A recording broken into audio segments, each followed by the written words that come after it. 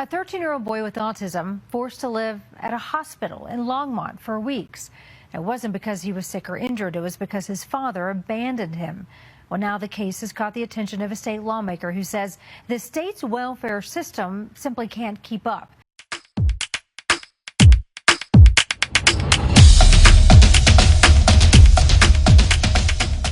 Hi special family, welcome back to another video. If you're new here, hi, I'm AutismMom, and on this channel we talk about autism and everything in between. Today we're doing another fair use reaction video. Let's take a look at the video. A 13-year-old boy with autism forced to live at a hospital in Longmont for weeks.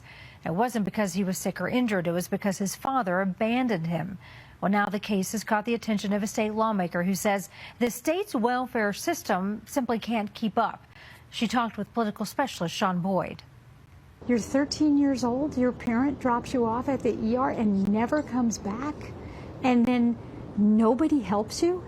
State Representative Judy Amabile was appalled when she received an email from an employee at UC Health's Longs Peak Hospital saying a 13-year-old boy with autism had been abandoned by his dad for nearly a month.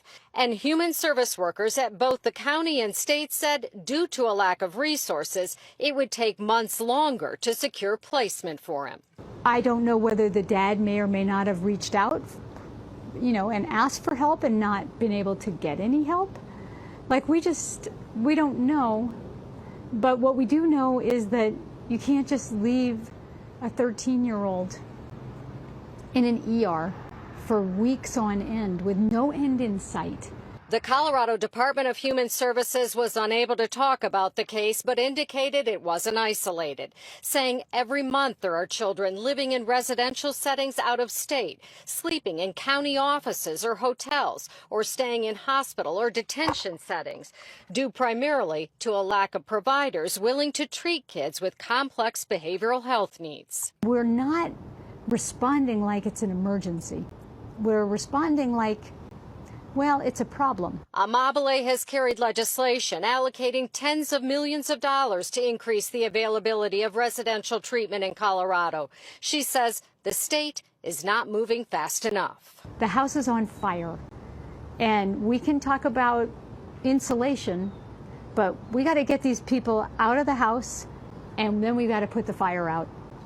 And then we've got to find them another place to be. And that's not what we're doing. Yes, we will pass more legislation. We will try to get more money into this system. But we have to rethink the whole thing. We are spending a huge amount of money in these various systems, mental health, child welfare. And if we don't take a different look, if we don't try a different way, then I don't know that we're ever going to solve it.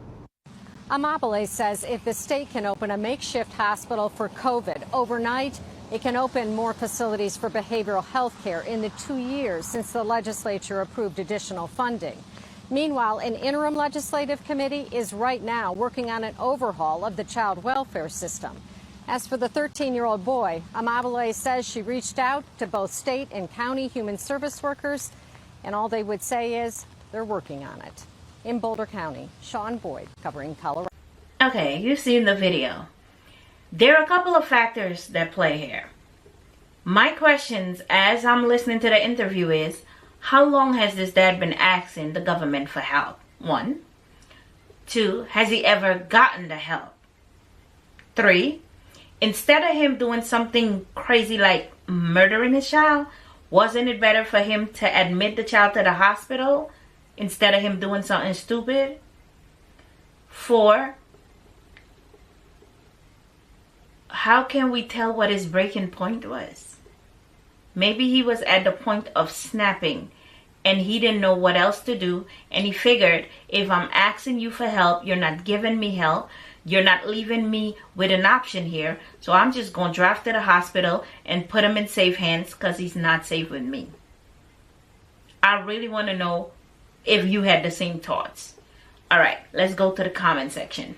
First commenter says, I'm glad his dad took him to a safe place and didn't neglect or hurt the boy. I'm praying for them both. I feel like he was at his wit's end and he was having bad thoughts. And he picked the hospital But the fact that even social services don't have anywhere to put him, or don't even have help to give. So you only know what the dad been through then. Next commenter, there are no services to help care for a kid like this. People can only do so much without support. I think that's what's playing here.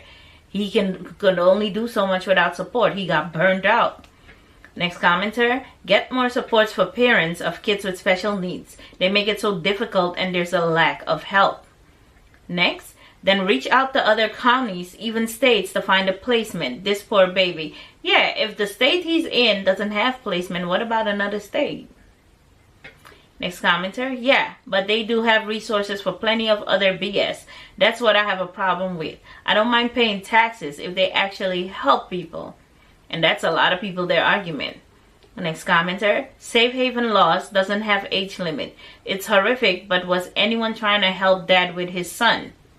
I don't think they were. That's why he turned to his last resort.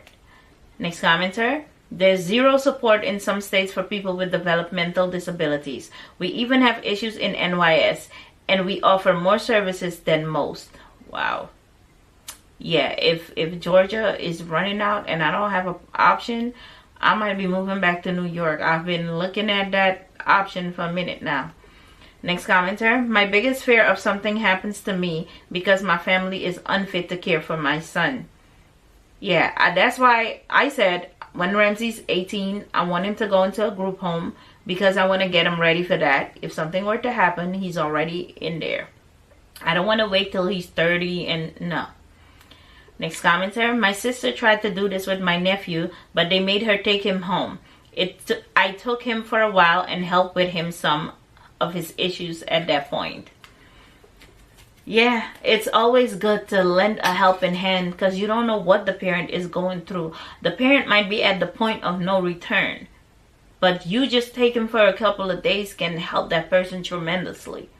Next commenter, yet y'all want to ban abortion. Even more children will be left. You can't say they don't have a point. Next commenter, yet they want to force women to give birth and provide no support for parents or children. This country is broken. Next, how about getting parents help? It takes too long to get help. Took 13 years for me to get some services for my severe autistic son. Wow, 13 years. Next, but that's a safe place to drop your child off. He didn't do anything wrong. I stand with you on that one. So, let me know in the comment section below what you think about this story. Did the dad do something wrong by dropping the child off at a hospital? Or should he have just abandoned him? He didn't do either or. They always tell us in case of emergency, pick a fire station, pick a hospital, and you can just drop your child off if you're thinking about harming them. And that's exactly what he did. But let me know in the comment section below what would you have done. And I'll catch you in the next one. Bye.